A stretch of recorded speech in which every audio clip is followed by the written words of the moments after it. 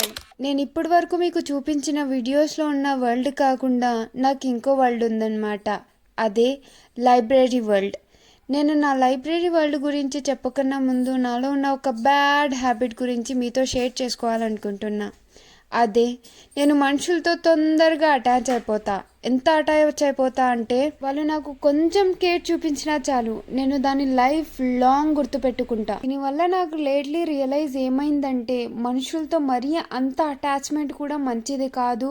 వాళ్ళు మన ముందర మంచిగా ఉంటూ మన వెనకాల చాలా బ్యాడ్ చేస్తారు అనేసి ఇప్పటి నుంచి నేను బుక్స్కి దగ్గర అవ్వడం అలవాటు చేసుకున్నా. ఎంత అలవాటు చేసుకున్నానంటే అసలు అవి లేకుండా నేను బతకలేనేమో. బేసిక్గా నేను కాలేజ్లో నా క్లాస్లో లేకపోతే ఎప్పుడు లైబ్రరీలోనే ఉంటానన్నమాట.